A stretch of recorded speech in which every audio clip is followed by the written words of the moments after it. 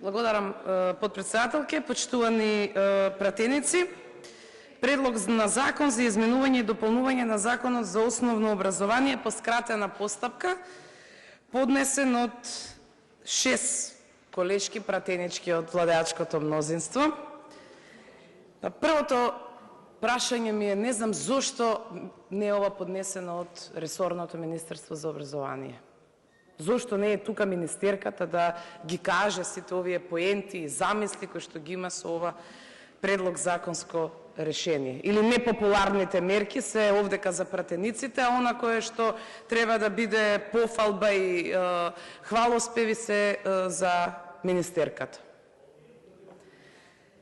Зборуваме за проблем или реформа, меѓутоа повеќе е проблем затоа што ги следиме и реакциите кои што ги има и јавноста, особено и како што вчера зборував на пратеничките прашања, кај наставниците, учениците, синдикатот и се она кое што значи образовен систем. И ако се навратиме наназад на она кое што ја добивте довербата од страна на граѓаните, во вашата програма 1198 стоеше дека идната влада на ВМРО-ДПМН ќе креира национална образовна стратегија, донесена со општ консензус, која ќе ги вклучи сите чинители во образовниот и научниот процес и ќе има за цел да го подобри квалитетот на образованието во државата. Овде нема ништо од ова кое што го ветувавте. Исто така стои дека се обврзувате да направите сеопфатна ревизија на наставните планови и програми заради нивно подобрување и да обезбедите поголема инклузивност во образованието. А токму овој процес е направен без било каква инклузивност, без било каква дебата, размена на мислења, ставови, консултации со стручната фела и така натаму. Одиме понатаму. Наставнички стандард, цртичка, мотивирани наставници. Ако ова е мотивот за наставниците, тогаш не знам што да очекуваме, која ќе биде нивната надеж за понатаму. Кои се критиките кои што секојдневно стигнуваат од јавноста? Затворање или спојување на училишта, особено во руралните средини, намалување на работните места, недоволна консултација со општините, бидејќи знаеме и претходно дека и вчера се зборуваше дека општините добиле допис, известување од Министерството за образование на 22 мај со рок 28 мај за да ги дадат сите оние неопходни факти, аргументи, анализи во делот на оптимизацијата во образовниот процес. Со ова ќе се намали и квалитетот на наставата и најбитно, што е еден поразителен процес во нашата држава во моментов, а ќе се засили иселувањето и во иднина. Она што треба да е наш заеднички приоритет и заеднички именител, независно од која политичка партија доаѓаме, како да го подобриме ние квалитетот во образованието без да има било какви негативни последици. А тоа значи дека треба што повеќе да се слушаме едни за други, за да ги избереме најдобрите решенија.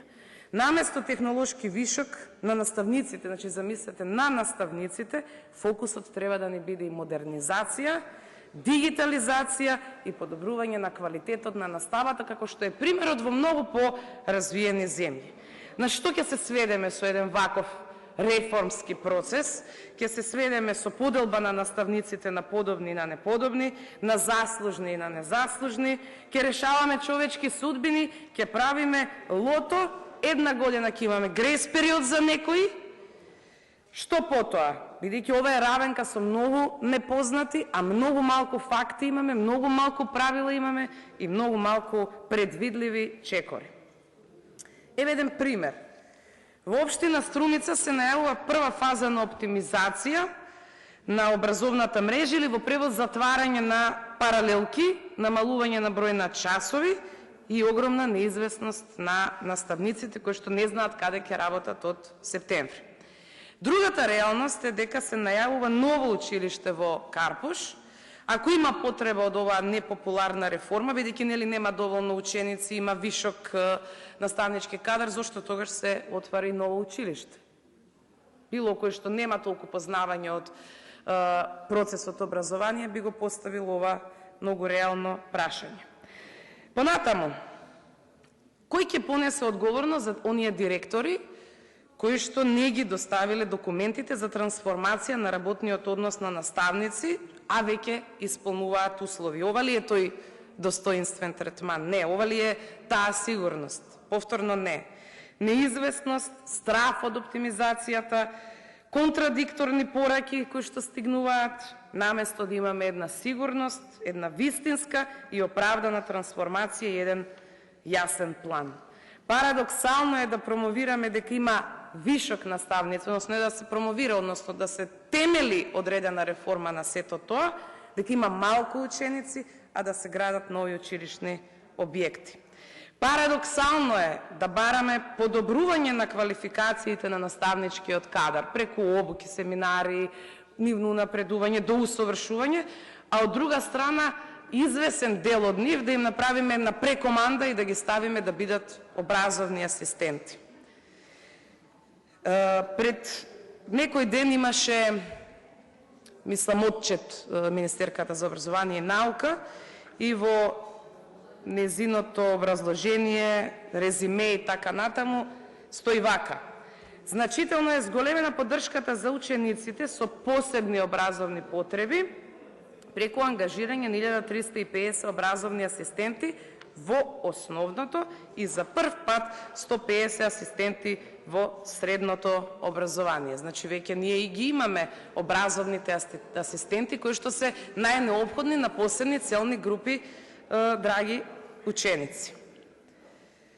Вчера не добив јас одговор на неколку прашања, например, што ќе се случи кога ќе истече таа една година која што се предвидува во самото известување кое што е наведена. Затоа што и самата министерка вчера кажа, ова нема да биде реформа од денес за утре, меѓутоа тој период од една година создава особено голем немир, револт, гнев, неизвестност кај наставничкиот кадар. Дали се има план за тие луѓе? Немаме одговор. Дали ќе бидат вратени на наставни позиции и каде? Нема одговор.